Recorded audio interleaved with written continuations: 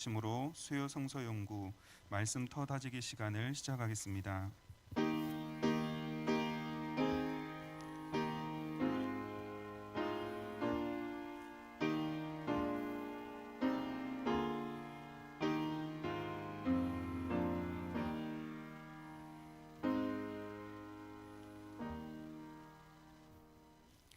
여호와께서 그들 앞에서 가시며 낮에는 구름 기둥으로 그들을 인도하시고 밤에는 불 기둥을 그들에게 비추사 낮이나 밤이나 진행하게 하시니 낮에는 구름 기둥 밤에는 불 기둥이 백성 앞에서 떠나지 아니하니라.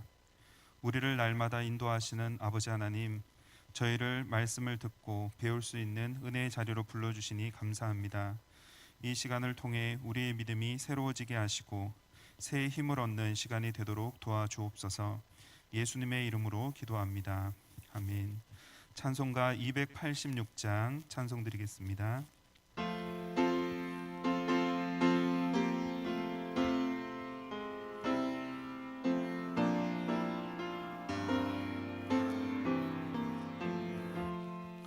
주 예수님 내 맘에 오사 날 붙들어 주시고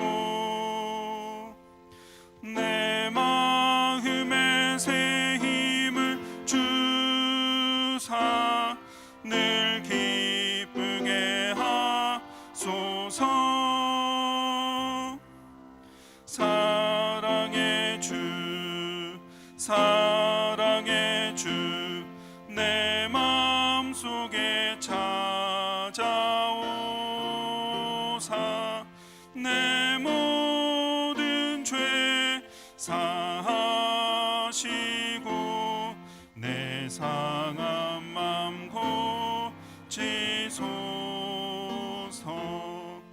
주 예수님 내 맘에 오사 내 소원 다하시고 내 무거운 짐 맡아주사 참 평안을 주소서. 사랑의 주 사랑의 주 내 마음속에 찾아오사 내 모든 죄 사하시고 내 상한 맘 고치소서. 주 예수님 내 맘에 오사 날 정결케 하시고 그 은혜를 내 맘에 채워 늘 충만케 하소서. 사랑의 주 사랑의 주 내 마음속에 찾아오사 내 모든 죄 사하시고 내 상한 맘 고치소서.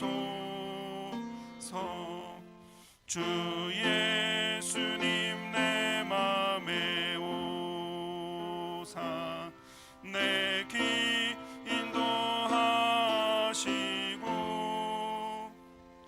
주 성령을 내 맘에 채워 늘 충만케 하소서.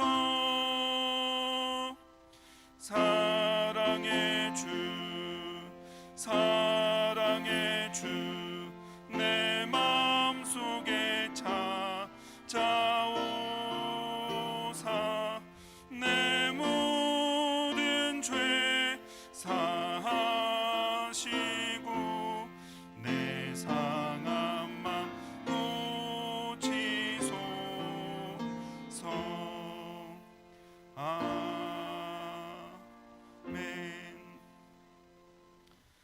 고사님 나오셔서 기도 인도하시겠습니다.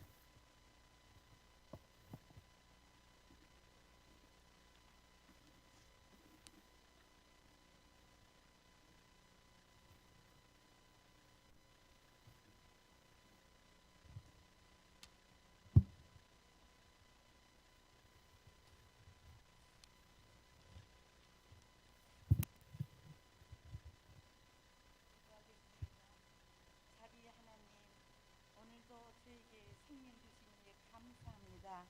하루하루 살아감이 기적인 것을 믿습니다. 생명은 우리의 것이 아니라 하나님 아버지의 선물인 것을 믿습니다. 오늘도 호흡하고 걷고 말하고 찬양하며 예배드리게 하심을 감사드립니다. 저희들을 각자의 삶 속에서 지켜주시고 보살펴 주심을 또한 감사드립니다. 사랑의 하나님, 우리에게 허물이 있다면 용서해 주시고 긍휼히 여겨 주시사 말씀으로 가르쳐 주시옵고 주님의 사랑으로 치유되고 회복되는 시간 되기를 간절히 원합니다. 사랑의 하나님, 우리나라의 이정자와 정치인들과 공직자들이 하나님을 두려워하는 마음으로 백성을 섬기고 하나님의 뜻대로 나라가 인도함을 받을 수 있도록 정의와 공의가 실현되게 하옵소서. 정치인들은 내 탓하지 말고 모두가 하나 되게 하옵소서. 하나님, 코로나로 인해서 온 세계와 우리나라가 힘들어하고 있습니다.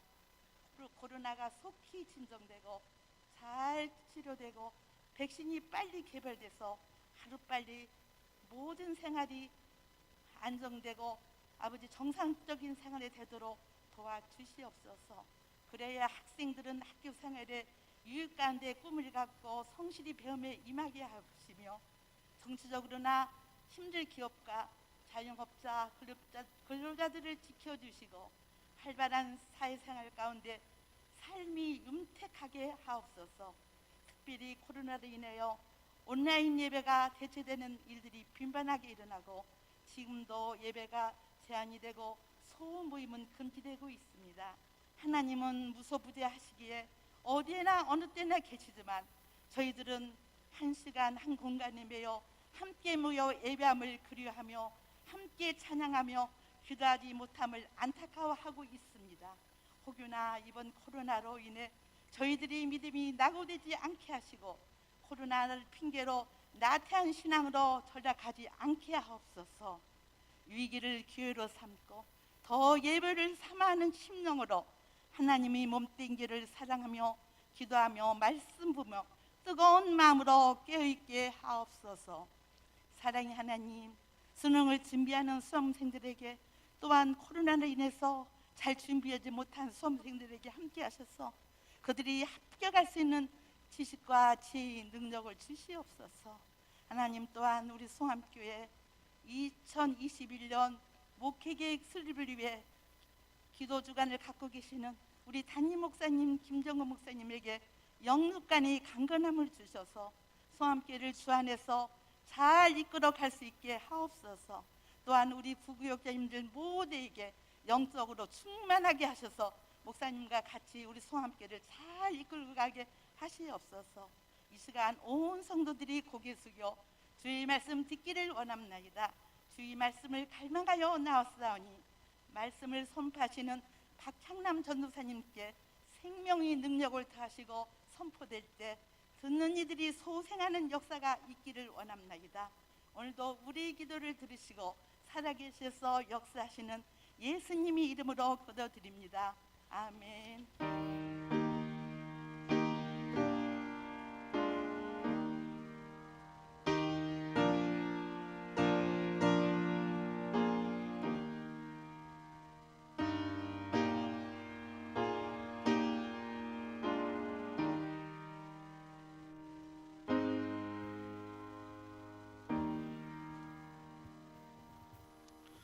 예, 옆분과 우리 평화 인사 나누시겠습니다. 샬롬.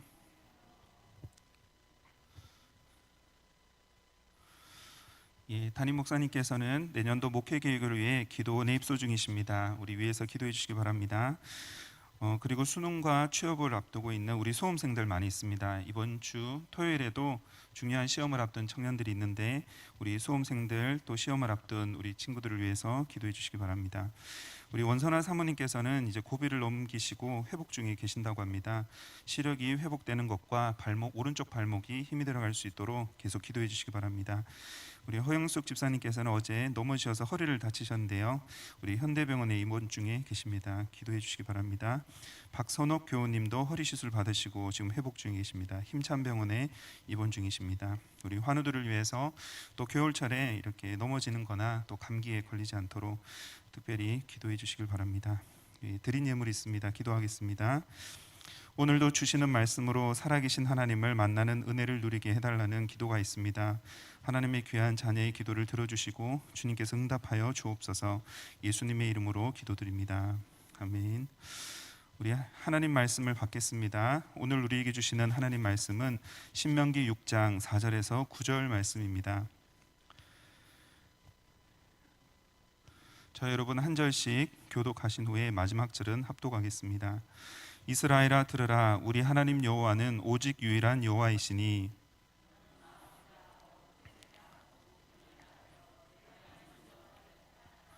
오늘 내가 내게 명하는 이 말씀을 너는 마음에 새기고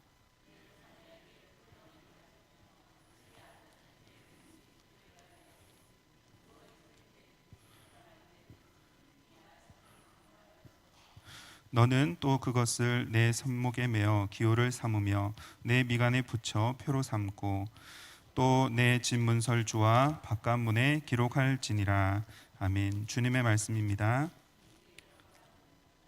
아멘. 이 시간 우리 박향남 전사님 나오셔서 말씀 전해 주실 때 귀한 은혜 받으시길 바랍니다.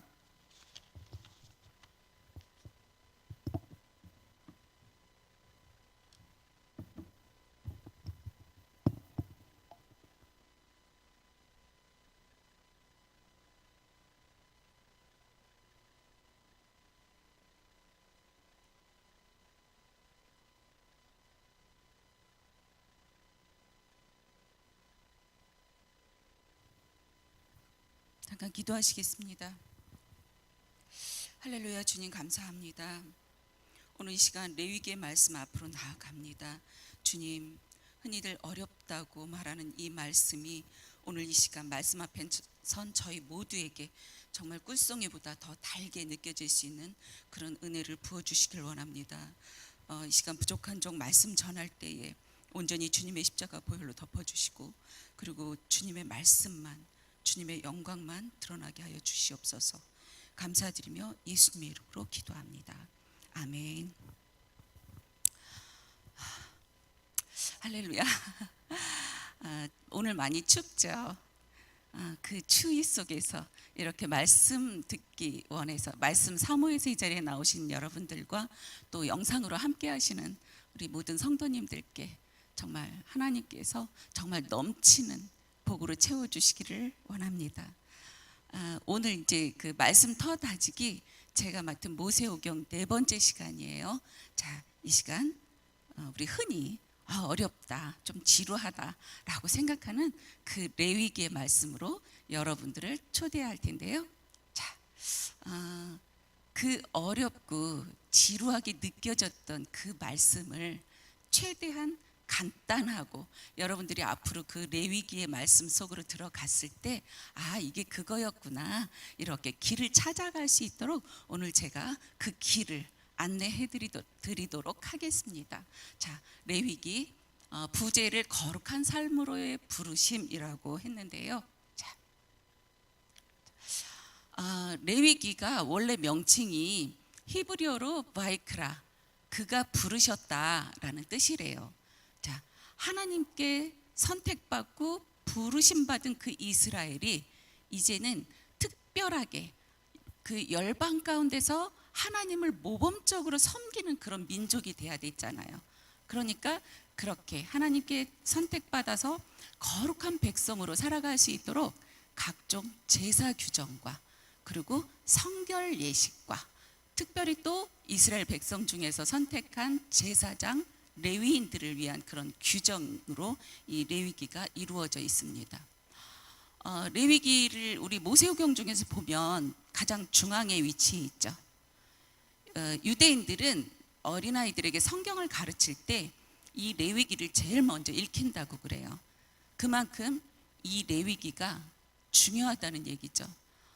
이 레위기는 구약 성경의 핵심이 되는 진리를 기록한 책으로 우리 믿는 자들이 모두 알아야 하는 가장 기본적인 것들이 들어 있고요.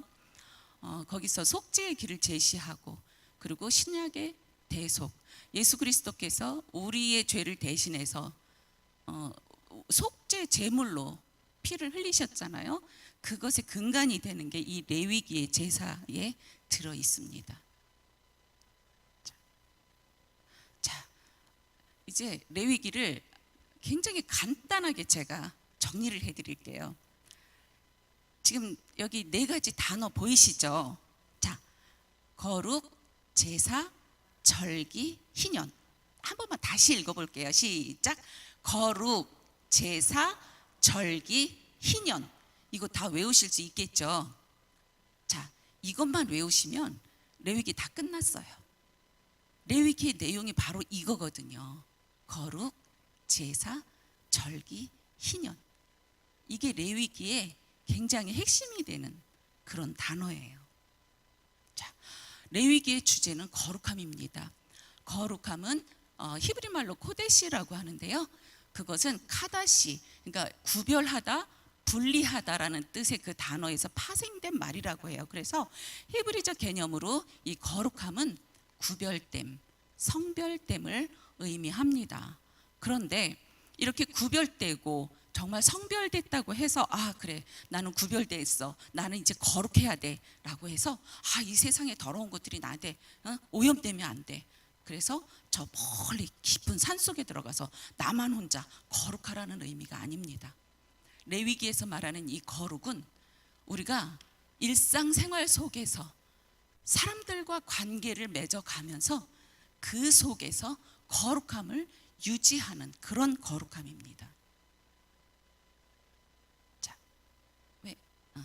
자, 이 거룩이라는 것은 죄나 허물이 없고, 그리고 아무런 흠도 없고 완전히 깨끗한 상태를 말하죠. 이거는 하나님의 속성입니다. 하나님께서 인간을 창조하실 때 하나님의 형상대로 인간을 창조하셨다고 그랬죠. 그러니까 하나님의 형상대로 지음받은 우리는 또 이렇게 하나님의 속성을 닮아서 살아가야 되는 것 아니겠습니까? 지금 조명이 굉장히 눈이 부셔요.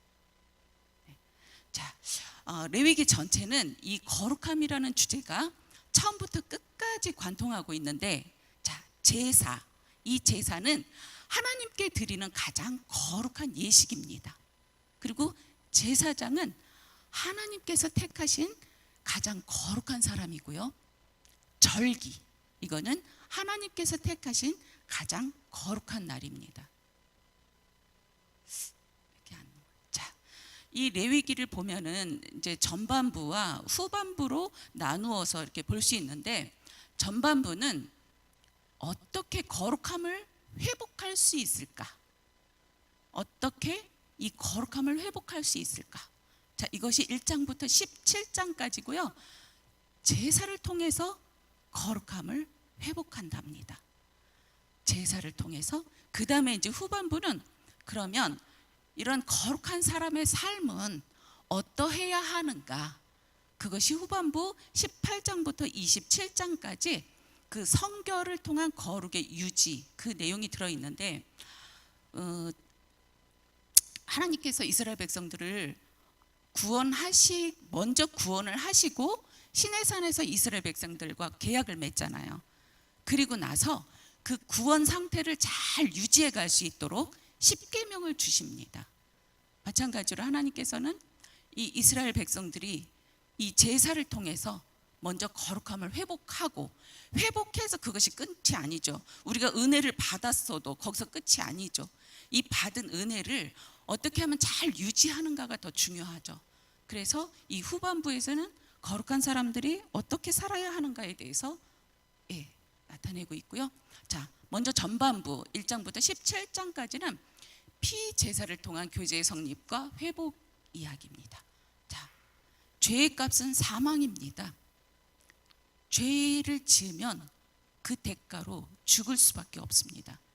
그런데 하나님께서는요, 특별한 은혜를 베푸셨어요. 우리가 죄를 지어서 죽어야 되는데 내가 죽는 대신, 내 대신 제물이 죽어서 내 죄를 속량하도록 특별히 허락하셨다는 겁니다. 예수 그리스도께서 죽을 수밖에 없는 우리의 죄를 대신해서 십자가에서 친히 제물이 되셔서 피를 흘리시잖아요. 그 피의 제사가 바로 이 레위기에서 나왔습니다. 17장 11절 요거 같이 한번 읽어보시겠습니다. 시작. 육체의 생명은 피에 있음이라. 내가 이 피를 너희에게 주어 제단에 뿌려 너희의 생명을 위하여 속죄하게 하였나니 생명이 죄. 아멘.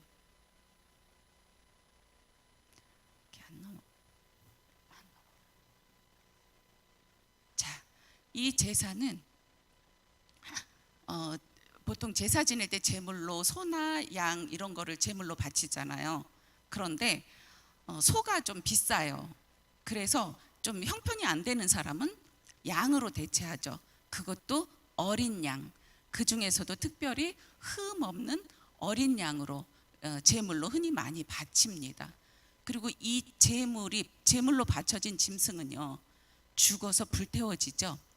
자, 내가 죄를 지어서 하나님 앞에 제물을 드리고 제사를 드릴 때에는, 자, 짐승이 피를 흘리고 죽어갈 때는 마치 내가 피를 흘리는 것처럼 그 고통을 함께 느끼는 겁니다. 제물이 제단에서 불태워 죽임당할 때 내가 죄를 지어서 저 제물이 나 대신 죽어가고 있잖아요. 그러니까 내가 마치 불에 타는 것처럼 그 고통을 느끼면서 하나님 앞에 철저히 회개하라는 겁니다. 세례 요한이 예수님을 가리켜서 보라, 세상 죄를 지고 가는 하나님의 어린 양을 보라 라고 말하잖아요.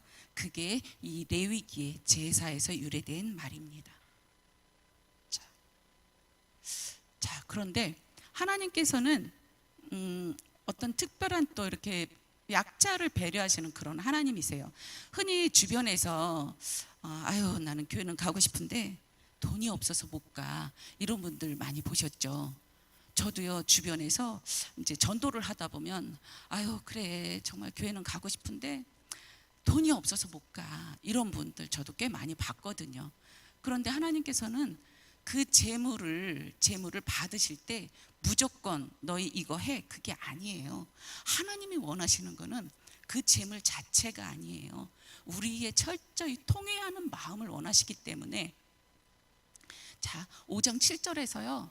자, 소도 돈이 없어서 못하면 그 대신 양을 바치래요. 그런데 그 양조차도 힘에 그것이 미치지 못할 때 그냥 그 양 대신 산비둘기 2마리나 집비둘기 새끼 2마리를 바치래요. 자, 그런데요, 간혹 그런 분들도 있을 수 있죠. 정말 가난해요. 가난해서 산에 가서 진짜 산비둘기 2마리를 잡아다가 제물로 드리고 싶은데 이제 몸까지 아파요. 내가 산에 가서 그 비둘기조차 잡을 기력이 없어요. 하나님은요, 그것까지도 배려하셔서 거기에도 힘이 미치지 못하면 하다못해 곤 밀가루 10분의 1 에바는 한 대박이에요. 곤 밀가루를 예물로 가져다가 속죄 제물로 드려라 그래요. 아유, 뭐 그럴 거면 차라리 뭘 그걸 받으셔, 좀 봐주시지. 여러분, 분명히 죄의 삭은 사망이라고 그랬어요. 죽을 수밖에 없어요. 우리가 죽지 않으려면 나 대신 속죄할 수 있는 그 제물이 있어야 돼요. 그러니까 하나님이 원하시는 거는 그 제물 자체가 아니라는 거죠. 그래서 가난한 자들 이렇게 좀 깎아주고 그러니까 너희의 마음을 원한다. 그게 하나님의 마음입니다. 자, 우리 이 레위기에서 특별히 기억하고 넘어가야 될 정말 중요한 사건이 있죠. 제사장 아론의 아들 나답과 아비후입니다. 그들은 10장 이제 1절 2절에서 보면 아론의 아들 나답과 아비후가 각기 향로를 가져다가 여호와께서 명령하시지 아니한 다른 불을 담아서 여호와 앞에 분향했다고 그랬어요. 그랬더니 여호와 앞에서 불이 나와서 그들을 죽였죠. 자, 그런데 분명히 그 6장, 그 10장 이전에 6장 12절과 13절에서 보면 불은 끊임이 없이 제단 위에 피워 꺼지지 않게 할지니라 라고 했어요. 분명히 하나님께서는 그 제단의 불을 꺼뜨리지 말라고 했는데, 자, 나답과 아비후가 다른 불을 담았다라고 한다는 거는 제단의 불을 꺼뜨렸거나, 그죠? 아니면 제단의 불은 꺼지지 않았더라도 자기 마음대로 그냥 다른 불을 담아다 드렸거나, 둘 중에 하나겠죠. 둘 다 하나님의 명령을 지키지 않은 겁니다. 더군다나 제사장은요, 특별히 구별해낸 사람이잖아요. 하나님께 제사하도록 백성들 중에서도 그 레위 지파, 그 중에서도 특별히 구별해낸 게 제사장이에요. 그런데 그 제사장이 그 하나님의 명령을 지키지 않았어요. 그러니까 거룩하신 하나님을 모시면서 그야말로 자기 소견에 옳은 대로 하면은 안 되는 거죠. 자, 이렇게 안 넘어갈까요? 자, 이제 그 레위기에 나오는 그 5가지 제사법과 4가지 그 제사 방법이 있어요. 이거 읽으실 때 너무 어렵게 생각하시지 마세요. 제사 종류가 5가지. 자, 번제, 소제, 화목제, 속죄제, 속건제예요. 번제는 그야말로 불태워 드리는 거예요. 소제는 곡식을 곱게 갈아서 드리는 거예요. 화목제는 그야말로 화목하게 하는 제사고요. 속죄제는 그냥 우리 죄를 속죄하는 겁니다.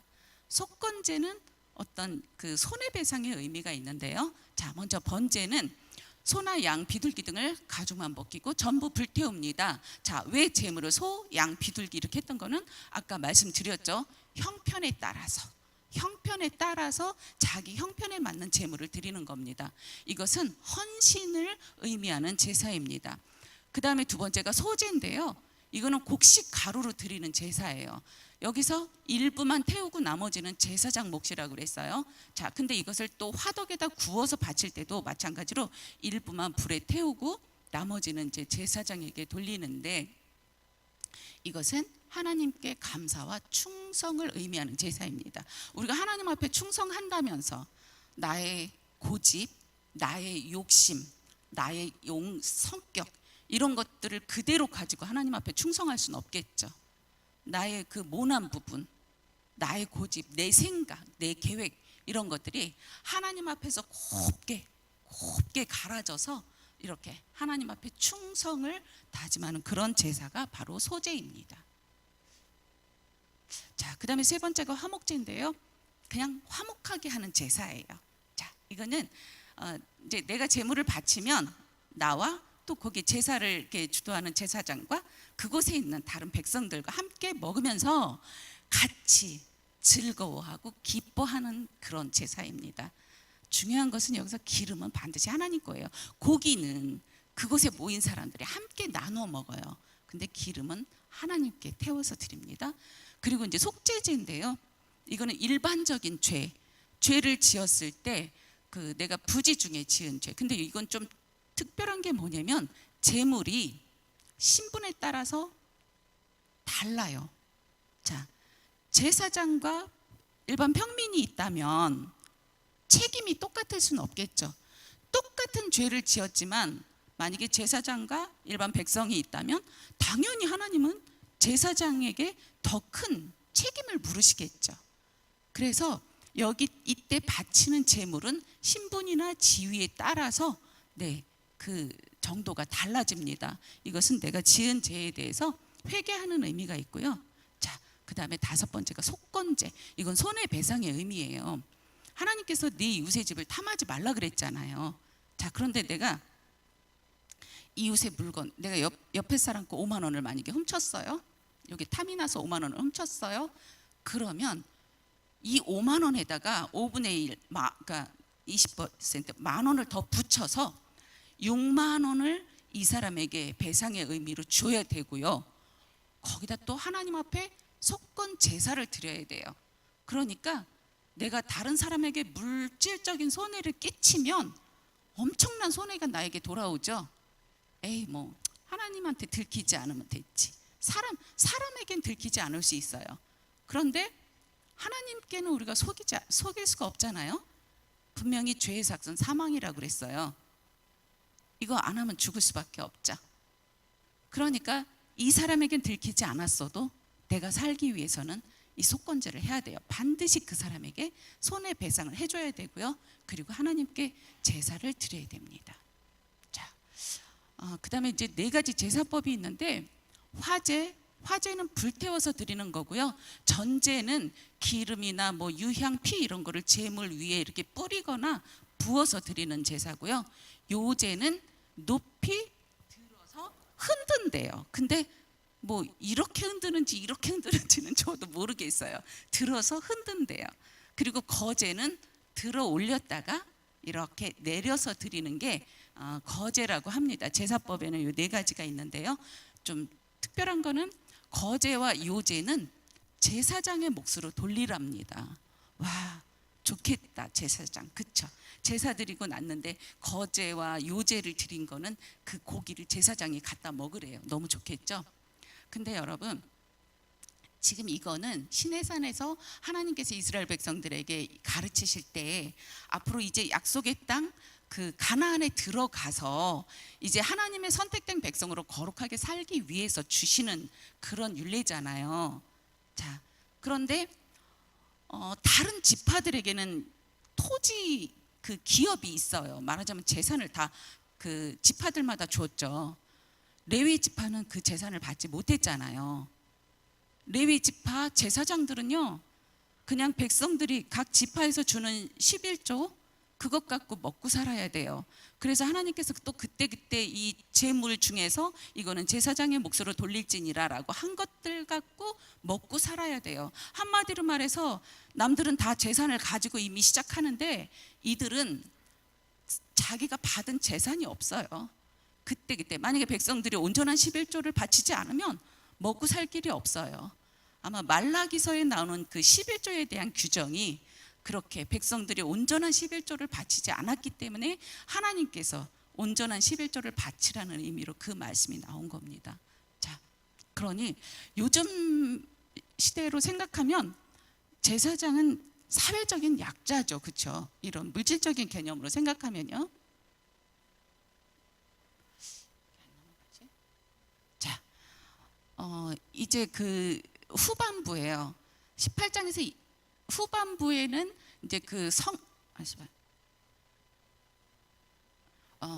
18장에서 27장까지 성결을 통한 거룩의 유지. 자, 하나님은 이스라엘 공동체가 이렇게 거룩하게 살도록 끊임없이 촉구하십니다. 19장 2절 많이 우리 외우고 있잖아요. 너희는 거룩하라. 이는 나 여호와 너희 하나님이 거룩함이니라. 자, 이 거룩함은 구약성경 전체 핵심 사상 중 하나이지만 특히 레위기에서는 이 거룩함에 대해서 강조하고 있습니다. 결국 우리가 거룩하게 사는 것, 성결한 삶, 그것이 곧 하나님을 경외하는 거고 이웃 사랑하는 거고, 하나님을 경외하고 이웃을 사랑하는 그 삶이 곧 성결의 삶을 유지하는 거죠. 자, 이제 그 중에서 18장에서 20장까지는요, 일반 백성들이 일상생활에서 해야 되는 그 성결 유지법에 대해서 나와 있어요. 18장에서는 성윤리에 대해서 나와 있는데 근친상간을 금하시고요, 그리고 왜곡된 성관계에 대해서 금하십니다. 자, 이제 19장에서는 이제 사회윤리 및 규범에 대해서 기록하고 있는데요, 삶과 분리된 그런 거룩은 가치가 없다는 거죠. 정말 예배는 열심히 드리고 하나님께 정말 엄청난 제물로 제사는 열심히 드렸는데 내가 집에 돌아가서 내 삶은 정말 엉망이에요. 그런 거는 정말 아무 가치가 없다는 거죠. 근데 그 거룩함의 첫걸음이 부모를 경외하라는 겁니다. 지금 여기 계신 분들 중에서는 부모님이 아직까지 생존해 계신 분들이 그렇게 많지는 않으시죠.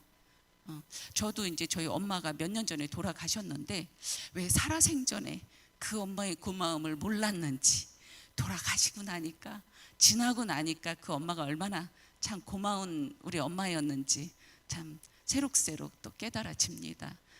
그 부모를 경외하라는 게 정말 첫 번째 계명이고요. 그 다음에 안식일을 지키라. 그 다음에 헛것을 위해 신상을 만들지 말라. 화목제를 드리라. 또 구제하라. 여기서 구제에 대해서는 이스라엘의 특별한 그 추수법이 있어요. 자, 곡식을 벨 때 이 모서리까지 다 베지 말라는 거예요. 정말 알뜰하게 아주 이 구석까지 싹 베지 말고 하나님께서 우리의 죄를 슬쩍 간과해 주신 것처럼 귀퉁이에 있는 건 적당히 못 본 척 넘어가라는 거죠. 바닥에 떨어져 있는 이삭 줍지 말라는 거예요. 가난한 사람들이 그걸 와서 주워서 그렇게라도 먹고 살 수 있도록, 포도원에서 포도를 수확할 때 악착같이 다 따지 말라는 거예요. 그죠? 내가 애써서 농사 지었으니까 좀 크고 탐스러운 거 수확을 하되 조금 이렇게 좀 소홀하게 달린 것 정도는 몇 송이 정도는 좀 남겨 놓으라는 거예요.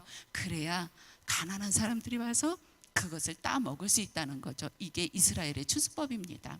그 다음에 이웃을 사랑하라는 것이 이제 11절부터 18절까지 나오는데, 이 이웃을 사랑하는 방법을 굉장히 자세하게 구체적으로 알려주고 계세요. 자, 먼저는 그 물질적인 영역과 그 다음에 인격적인 영역, 그리고 마음의 영역, 아주 세분화해서 나타내 주시는데, 물질적인 영역에서는 도적질하지 않는다, 속이고 거짓말하지 않는다, 그리고 이웃을 압제하지 않고 일꾼의 품삯을 체불하지 않는다. 자, 뭐 그날 일해서 먹고 사는 사람들, 한 달 벌어서 먹고 사는 사람들에게 임금을 체불해 보세요. 어떻게 먹고 삽니까? 재산이 있는 것도 아니고 그것 갖고 쌀도 사고 먹고 살아야 되는데, 그러니까 품삯을 체불하지 말라는 거죠. 그 다음에 인격적인 영역에서는 장애인을 저주하거나 장애인 앞에 그 장애물을 두어서는 안 된다는 거죠. 눈이 안 보이는 분 앞에 뭐 이렇게 장애물을 두면 가다가 걸려 넘어질 수밖에 없잖아요. 그리고 재판을 공정하게 한다, 중상모략하지 않는다. 그리고 이제 마음의 영역까지, 마음으로도 미워하지 않는다, 이웃이 죄에 빠지지 않도록 잡아준다. 이웃이 잘못된 길로 가고 있는 거 모른 척하는 것도 안 된다는 거예요. 그리고 원수를 갚지 않는다, 동포를 원망하지 않는다. 이렇게 이웃을 사랑하는 방법에 대해서 구체적으로 하나님께서는 기록해 주고 있습니다. 그 다음에 이제 19절부터 25절까지가 혼합하지 말라는 거예요. 종류가 다른 두 육축의 교접, 사자랑 호랑이랑 같이 교배해서 뭐 그 라이온, 타이거 합해서 라이거라고 하는 그런 동물을 이렇게 교배했다는 얘기 들어보셨죠? 이렇게 서로 종류가 다른 두 그 육축을 교접시키지 말라는 거예요. 그리고 두 종자의 씨앗을 같은 밭에 뿌리지 말아라. 그리고 두 재료로 옷을 짜는 것도 금하고 있어요. 여러분, 실크랑 무명이랑 같이 옷감을 짰다고 생각해 보세요. 이거 어떻게 세탁해요? 옷이 다 망가지겠죠. 자, 그 다음에 일상생활 속에서 우상 숭배하지 말라. 이게 이제 26절부터 31절까지 나와 있는데요. 복술, 그러니까 점치는 거죠. 토정 비결 보고 뭐 이렇게 점치는 거. 그 다음에 술수를 금한다는 거는 그 왜 이사할 때 어른들 손 없는 날, 그날이 손 없는 날이야, 그날 이사하면 좋대, 이런 거 하잖아요. 그런 걸 하지 말라는 얘기예요. 길이를 택하지 말라는 얘기예요.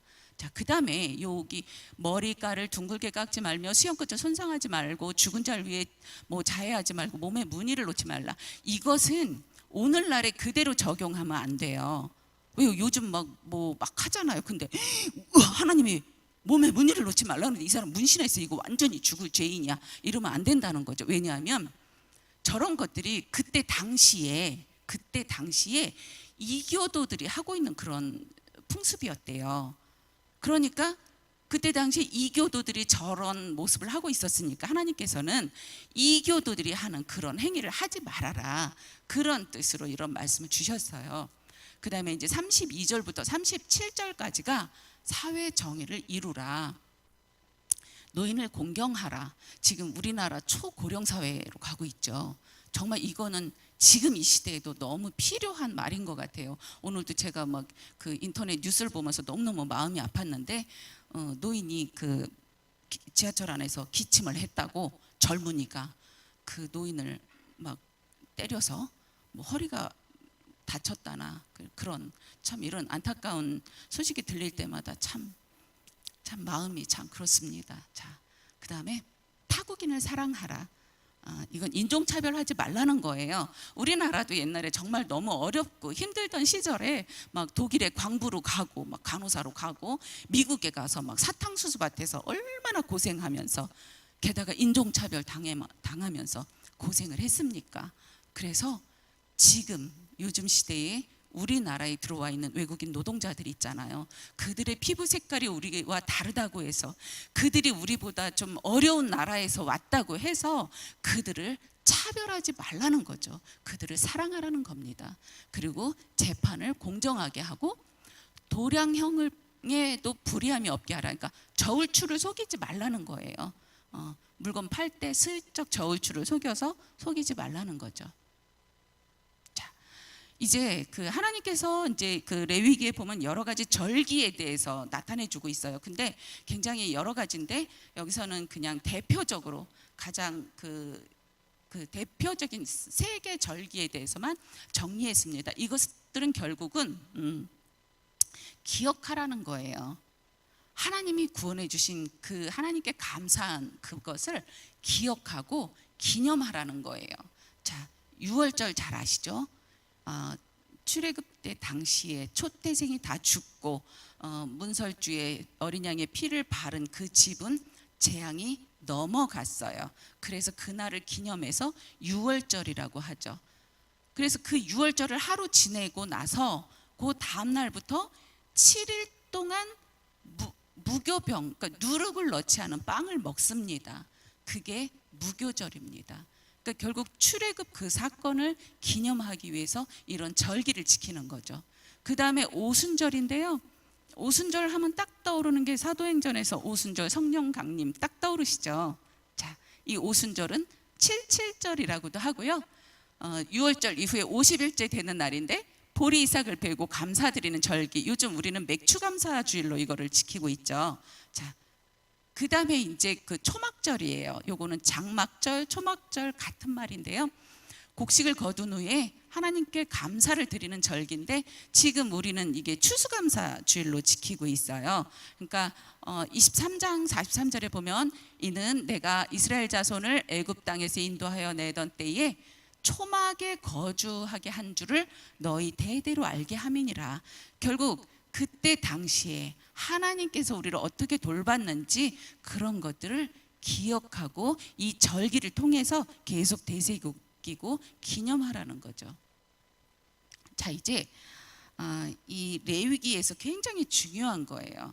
이 개념은 꼭 기억해야 되는데 희년이죠.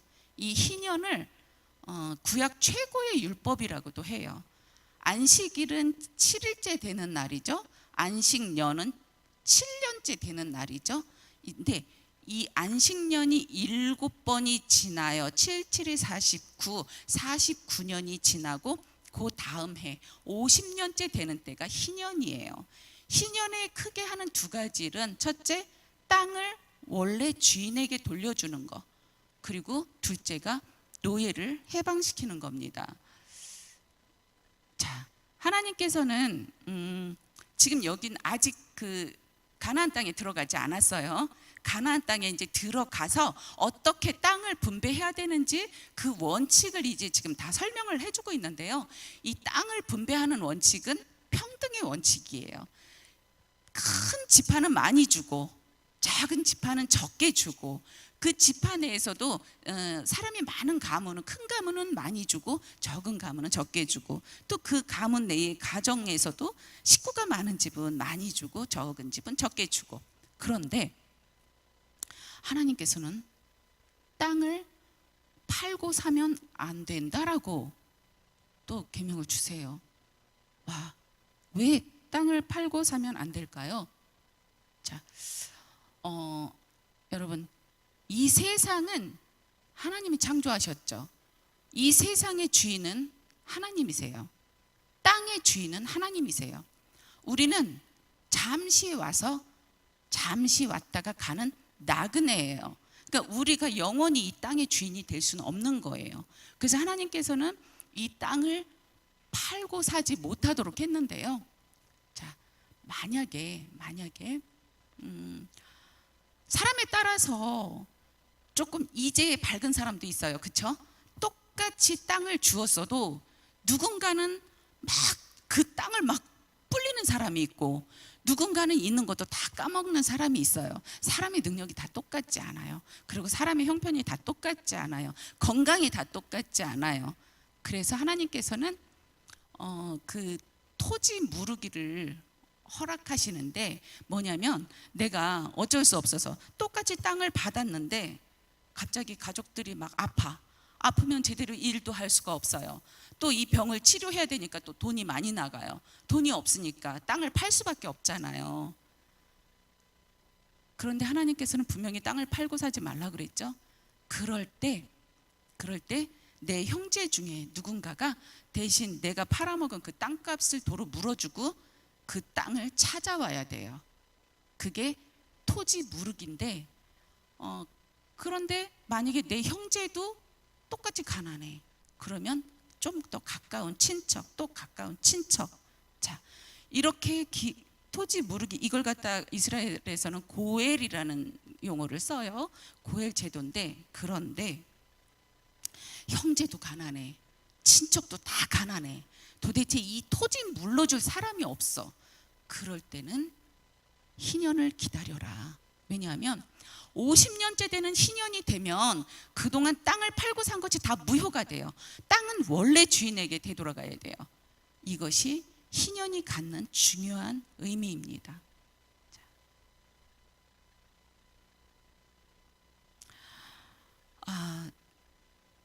그러니까 하나님께서는 우리는 그렇게 생각할 수도 있어요. 아니 내가 열심히 일해서 남들 게으름 피울 때 내가 정말 뼈 빠지게 일해서 나는 재산을 불렸는데 저 사람은 게을러서 저렇게 지 있는 거 다 까먹고 근데 왜 그걸 돌려주래? 근데 사람이 살다 보면 내 뜻대로 안 될 때도 있잖아요. 내가 어디 아프고 싶어서 아프나요?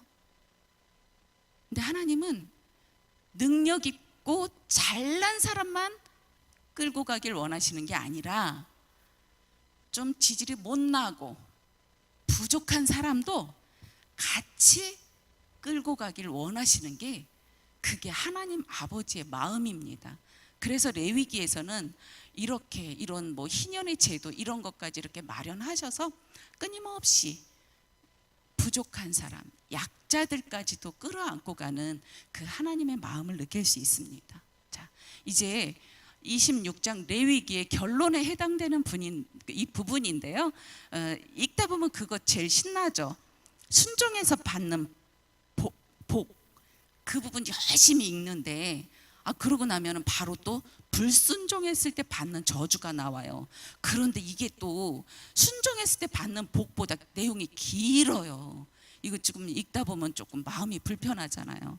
그럼 하나님께서 도대체 왜 기왕이면 순종했을 때 받는 복에 대해서 좀 더 길게 좀 설명을 해주시지 왜 불순종했을 때 그 받는 저주에 대해서 이렇게 길게 나열을 하시는지. 자, 우리가 만약에 이제 어린 아이가 있어요. 굉장히 좀 막 뜨거운 걸 만지려고 그래. 그럼 어떻게 하세요? 할머니 할아버지들 입장에서 어떻게 하세요?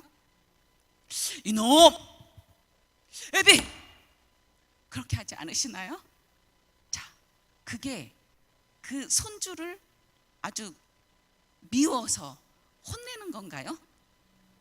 그렇게 으름장을 놔서 안 돼, 거기 가면 안 돼, 안 돼, 돌아와, 위험해, 그거잖아요.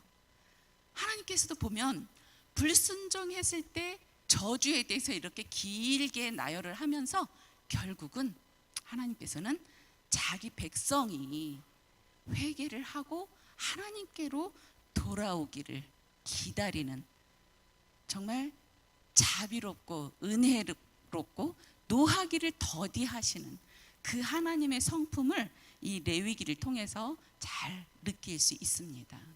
자, 이렇게 해서 레위기를 이제 한번 쭉 정리를 해봤는데요. 처음에 말씀드렸죠. 레위기 와이크라 그가 부르셨다. 일단 이 백성이 출애굽에 성공을 했어요. 하나님께서 택하시고 열방 가운데서 모범이 되는 그런 민족으로 삼으셨잖아요.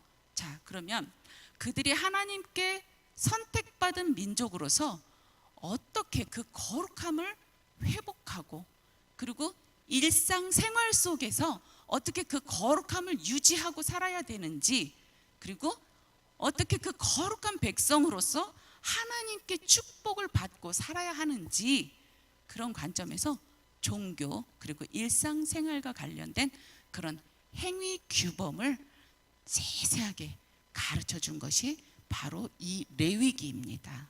자, 여러분 아까 처음에 4가지 단어 기억하시죠? 레위기, 제사. 자, 제사를 통해서, 피의 제사를 통해서 우리의 거룩함을 회복해야 돼요. 그리고 또 뭐였죠? 네? 처음이 거룩이었어요. 제가 착각했어요. 거룩이었고, 그리고 제사를 통해서 이 거룩함을 회복해야 됐고요. 그 다음에 절기, 하나님께서 구원해 주신 그 여러 가지 사건들을 기억하며 기념하라는 절기, 그리고 희년. 자, 끝까지 하나님은 약한 자들도 부족한 자도 다 함께 품어안고 가길 원하시는 그 하나님 아버지의 마음이 들어있는 그 희년의 개념을 우리 모두 기억하시면서, 네, 이것으로 레위기를 마치겠고요. 이제 다음 주에는 모세오경, 이제 제가 마지막 시간으로 민수기와 신명기의 말씀으로 여러분들을 초대하도록 하겠습니다. 기도하겠습니다. 주님 감사합니다. 내가 거룩하니 너희도 거룩하라 하신 말씀 가슴에 새기고 우리의 삶을 하나님 보시기에 합당한 성결한 삶을 살아가도록 도와주옵소서. 우리 성도님들 돌아가는 발걸음도 안전하게 지켜주시길 바라며 감사드리며 예수님의 이름으로 기도합니다. 아멘.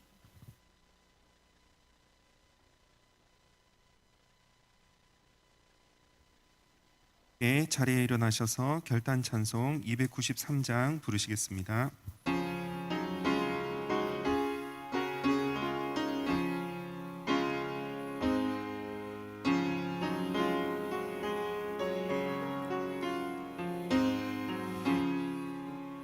주의 사랑 비칠 때의 기쁨 오네, 근심 걱정 물러가고 기쁨 오네, 기도하게 하시며 희미한 것 물리쳐 주의 사랑 비칠 때 기쁨 오네, 그 큰 사랑 내 마음 속에 충만하게 비칠 때에 찬송하네,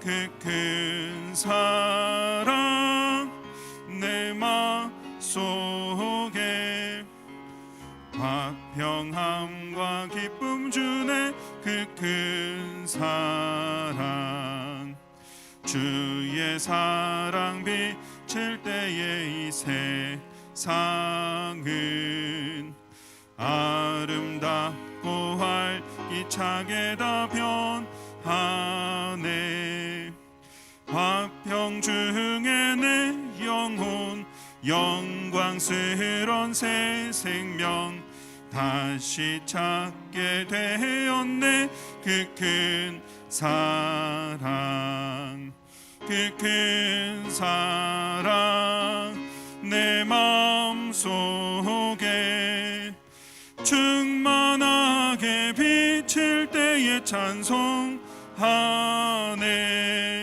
그 큰 사랑 내 마음 속에 화평함과 기쁨 주네, 그 큰 사랑 주의 사랑 비칠 때에 이 세상은 어둠 슬픔 중 한심이 다 사라져 우리들의 그 가는 길 밝히 비춰주시며 복을 받게 하시네. 그 큰 사랑, 그 큰 사랑 내 마음속에 충만하게 비칠 때에 찬송하네. 그 큰 사랑 내 마음속에 화평함과 기쁨 주네. 그 큰 사랑, 주의 사랑 비칠 때에 그 광채가 찬란하게 우리로 비치겠네.